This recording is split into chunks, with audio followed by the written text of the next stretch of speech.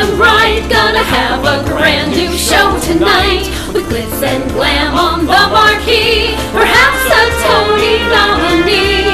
Stars beam brightly, see them glow. Sell out nightly, SRO.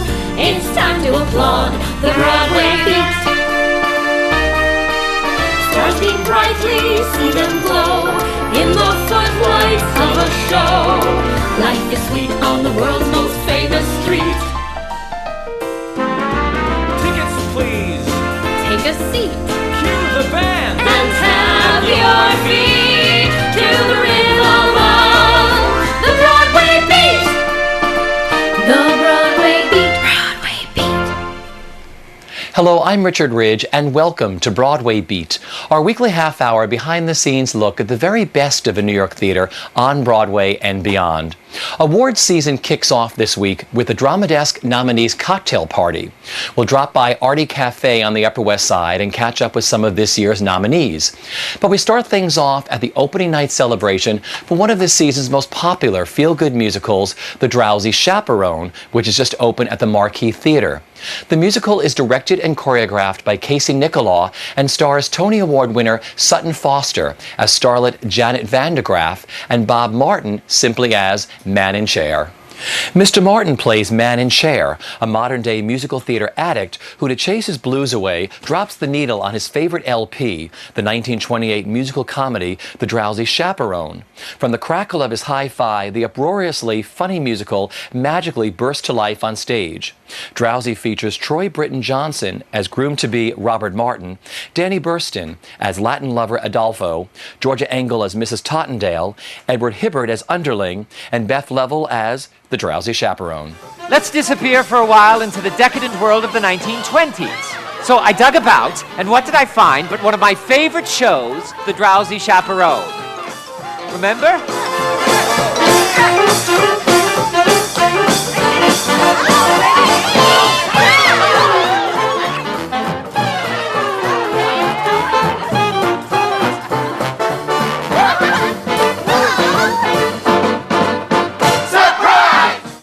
Great. The show means so much to me on many levels because so many of us relate to that person and to what musical theater meant to us growing up and as an escape, and I think people want that in a musical. It's great to be exposed to every kind of musical, but I think people love being able to escape and they relate to that on a certain level. And also, this show particularly and the cast means so much to me because so many of them are people I worked with as a performer in a dressing room.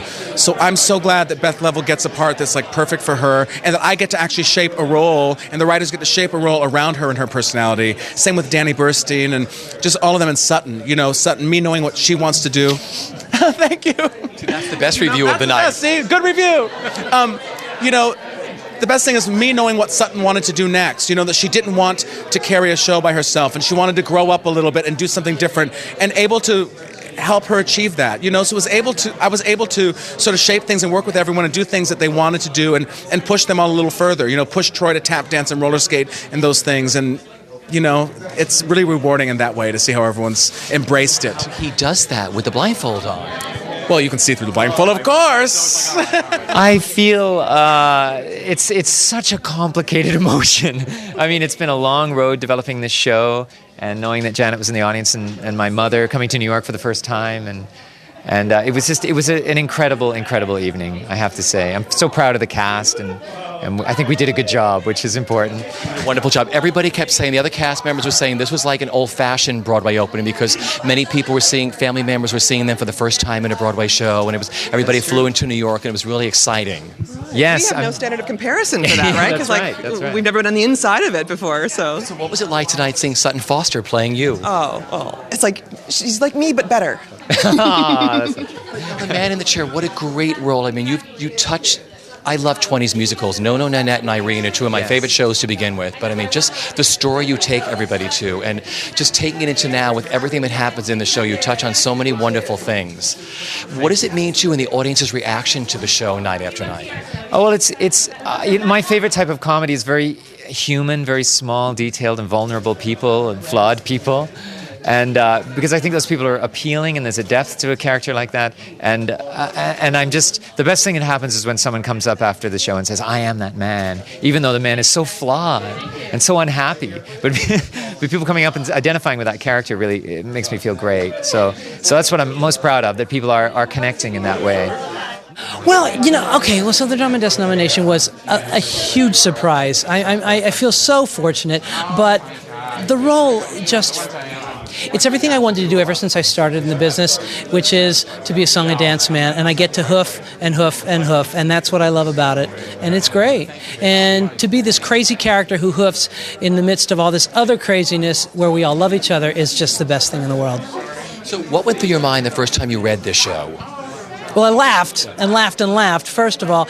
And I actually had a really hard time getting an audition for it because people didn't think of me as that before. And I finally got the call, and I came in and tapped and tapped. But, okay, to answer your question, it was the first thing I felt when I read the show. I thought, oh my gosh, please let me be a part of this somehow. I don't care how, but I really want to be a part of it. And it turned out great.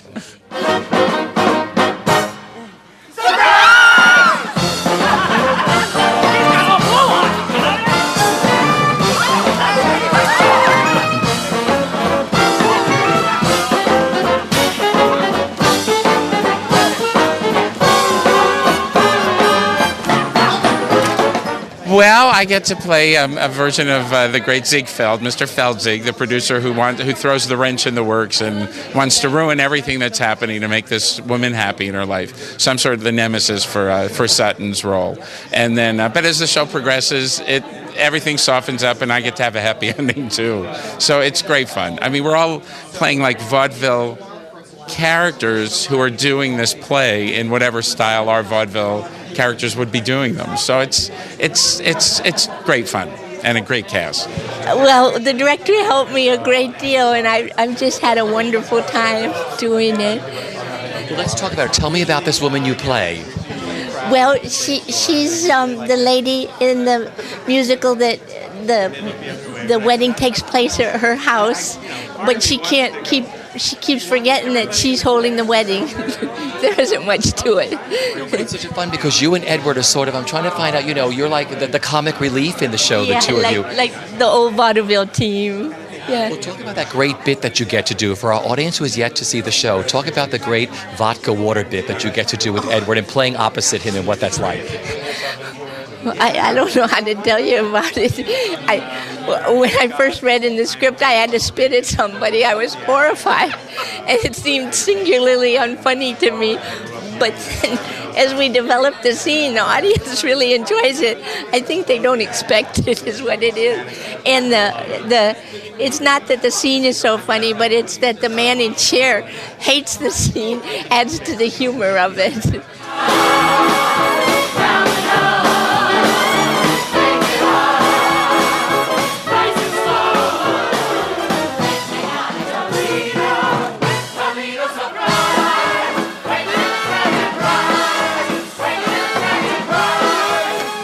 Play the role of Kitty. Kitty is a Corrine. She's been a Corrine for a little while, and she thinks it's time for her to step up into the role of leading lady. So she spends most of the show trying to convince the producer, Mr. Feldzig, that she could be his leading lady if Janet Vandegraff decides to leave the business. And she thinks she's pretty talented, and she's got some real special abilities. And she's very fond of Mr. Feldzig, and he is fond of her too. But they don't make their feelings known to each other till the end of the show. But Kitty will do anything to be a star, but she has a good heart and a lot of love. It's become this wonderful, quirky, sort of odd couple double act. I played George's manservant, a sort of Jeeves-type figure, to this daffy society dowager. And then sort of romance in a very idiosyncratic way comes into the picture as the show goes on. About the great comedy bit that you do in the show. I think it's classic. Which Georgia, the vodka water. Oh, we have a sequence which is basically spitting water or vodka in our faces. They have a thing on people's resumes where they have special skills like riding foreign accents. I'm going to add spit takes to my. Well, they're classic vaudeville, slapstick comedy, duo comedy, a lot of physical comedy, and a lot of great sort of wordplay. We play gangsters that are masquerading at the wedding as pastry chefs. Played by old vaudevillian actors.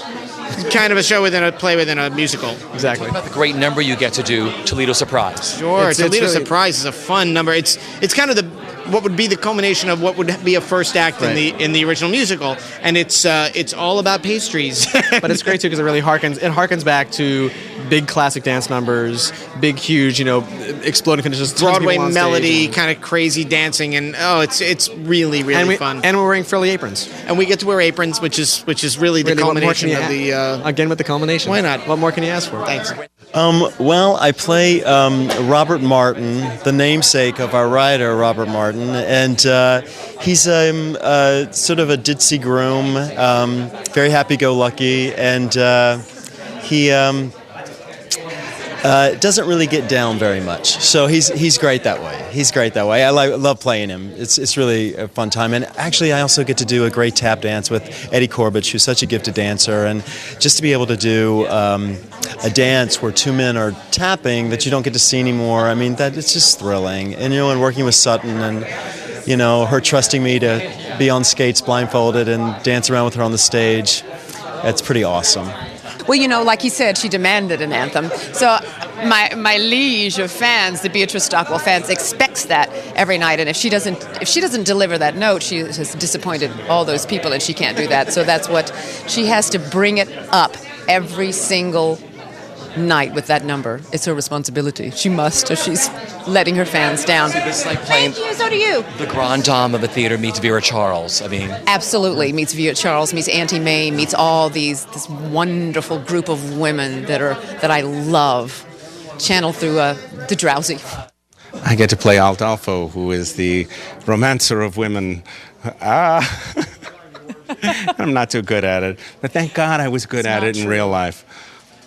I'm trying to think, like Raymond Navarro. I'm trying to think of who did you base him on, or when you talk about when you worked on it. Okay. Cesar Romero is actually. I just kept looking at pictures of Cesar Romero, and I sent them to our costume designer Greg Barnes, and he was so thrilled when he got all the pictures, and because he was thinking the exact same thing.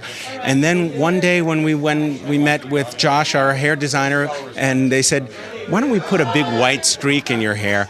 I thought, oh God, I found him finally perfect. And I just am so happy that I get to play on stage in this great show, in this smart, funny show every night. And it's certainly an honor to work with Bob Martin and all the other creators. And especially, it's been fantastic to work with Casey Nicholaw.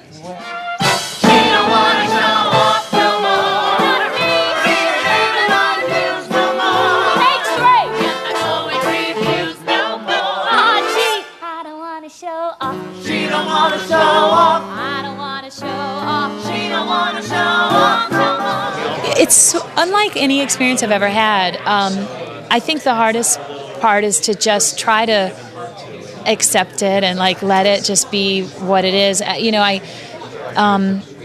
We've tried to take such care with the material and with the show and with performances, and really just trying to keep it very sincere and pure and not let it go over the top or too far, and really trying to keep those boundaries, because I feel like it's a show that could easily just go off over the top. But Casey Nicholaw has been our director, has been amazing at really keeping us on that line, and I just love it. It's unlike any experience I've ever had.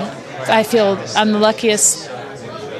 I'm so lucky, Because these characters are so well defined. They look like these cartoon characters when they're described from the musical, but then they all have heart and soul, because especially that last scene when the lights go off in the apartment, you're all there. Yeah. And we've all fallen in love with you for the past 90 minutes, and it's a bizarre thing because I love 20s musicals. No, Nanette, Irene are two of my favorite shows. So this is like this double-edged kind of thing for me, because it's the best of both worlds, and the cleverness of the book and the story, of the backstory he's given all of you. Right. When you first read the show, what went through your mind? Well, I was approached by Casey, and I read the script, and I laughed out loud, and I thought, okay, there's a spit take scene, there's a guy roller skating with a blindfold, and they're doing like this beautiful duet and like waltzing. There's this incredible show-stopping number I could do, these opportunities, and I laughed out loud. I thought it was hilarious, and I said, sign me up, I want to do it. And I had no idea that it would become what it's sort of become. Like, we didn't really know. You never know, but it I feel like it's special, and it really honors that spirit of what musical theater is all about. Growing up, being a 14, 15, 16-year-old kid who found complete solace in musical theater. I was a nerdy kid who was in my theater department, and it was the only place I belonged. It was my family, it was my heart and everything. And so I love it. It's my passion, and I feel like that this show celebrates people's passions of musical theater, especially musical theater.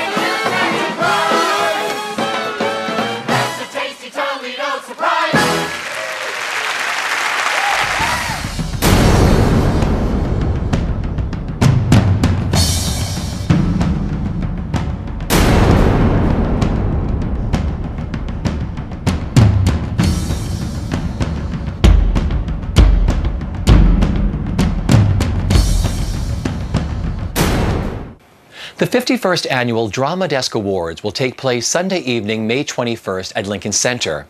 Founded in 1949, the organization consists of critics and journalists covering the New York theater scene. The Drama Desk Awards were first presented in 1955. What makes them one of a kind and special is that the competition is for Broadway, Off-Broadway, and Off-Broadway. Leading the pack this year with 14 nominations is the Broadway musical The Drowsy Chaperone, followed by the Off-Broadway musical Grey Gardens with 12 nominations. We recently dropped by the Artie Cafe on the Upper West Side to catch up with some of this year's nominees.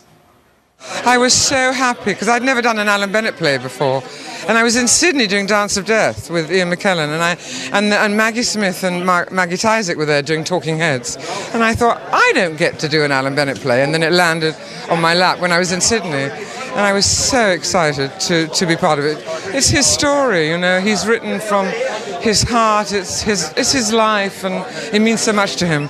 Education, the role of adults with children, the rites of passage, and love.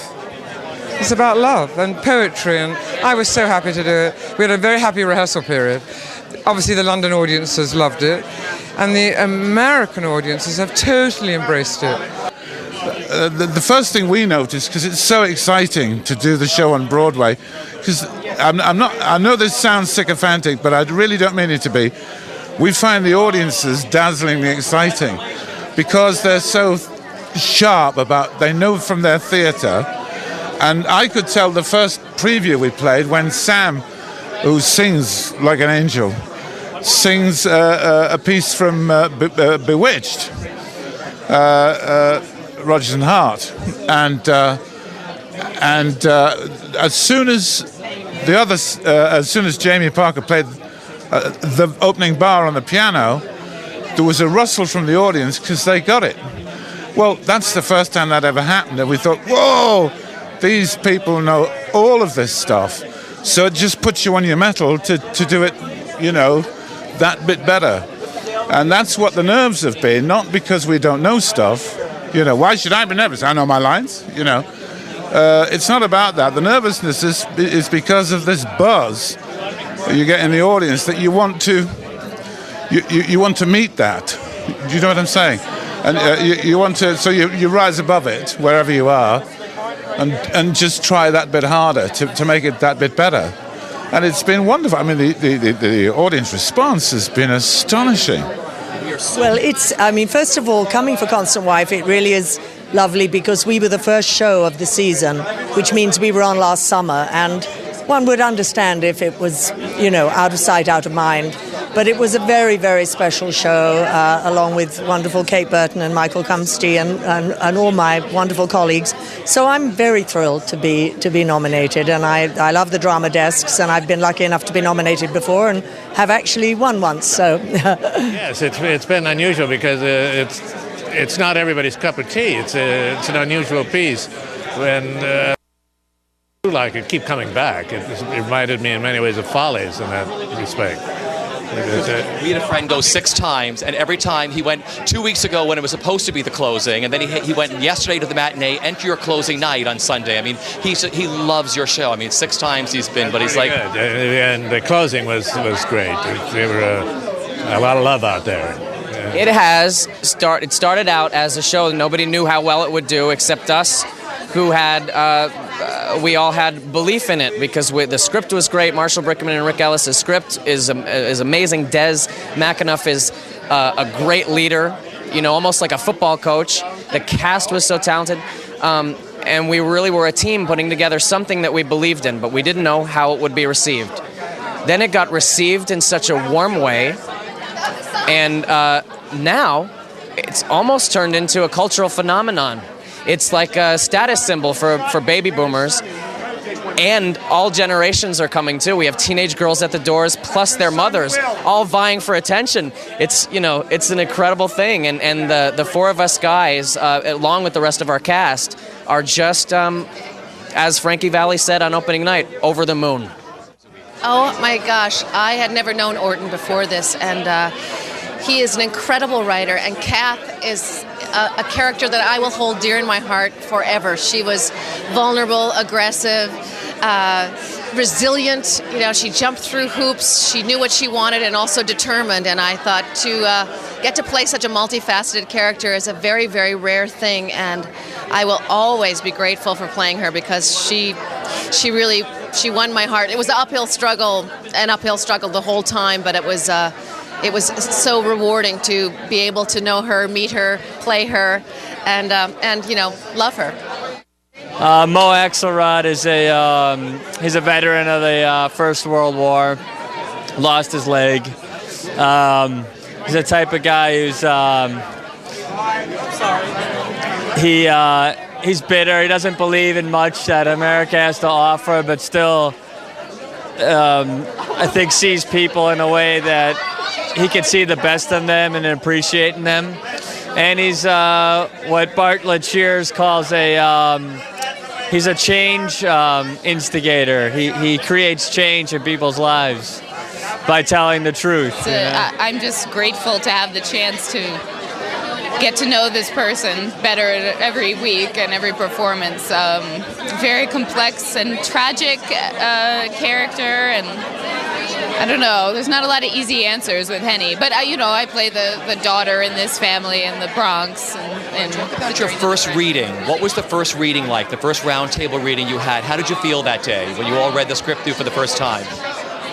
It was a special day because it was the day we all got together for the first time was the date that they premiered the show. It was February 19th.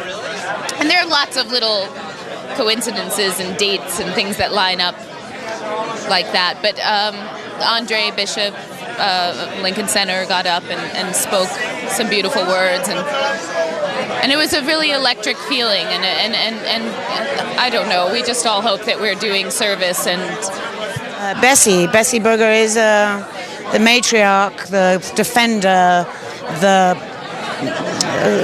hard-working mother of 2 extraordinary children, and she is a survivor, and in a time of the deepest depression that we ever had in America. I think one of them, anyway, there were a couple more, but this one, and it's really a monumental role. I mean, it's quite Greek in a way. Well, it's been far greater than I could have even imagined. I knew it was going to be an incredible experience, but the relationships that I've developed with the cast and the crew and everybody involved has really been a special time, and I'm sorry that it has to end, and I look forward to maybe getting another chance to do it again, Let's talk about the audience's reaction to the show. I mean, first of all, you can't beg, borrow, or steal a seat to the show. And I mean, just talk about their reaction to the show nightly. Well, it's like any time I get on stage, you know, sometimes the audience is great. Sometimes they're a little bit more introspective. It's always strange you figure it would kind of average out every night, you know, if we put on a good show or try to put on a good show that would kind of balance out. But it's funny, sometimes the audiences are very enthusiastic, sometimes they're a little bit more quiet, but it doesn't really affect what I do, I don't think, or what the cast does. We're truly having a great time, and we love it, man. It's really fun. I know the cast album. You have a wonderful double cast album coming out this week that you just produced. Would you talk about that? Sure. Well, Sony is my record company. They decided that they wanted to put out the cast album to Pajama Game, and they wanted to do a little something different. So what I did was I went in the studio and recorded some songs from Thou Shalt Not, and did them in a different way than they were on the Thou Shalt Not cast album. So in its entirety, there are two different CDs within a double package. So you have the Pajama Game cast album on one CD and then the different interpretations of Thou Shalt Not on the other. So it's kind of a little bonus for people, you know. Since that first day when I said hi, town, they damn well tried to make me say goodbye, town. Oh, but I'm not gonna leave till I make it my town. They'll see this one-horse, two-bit hick of a new town ain't gonna lick me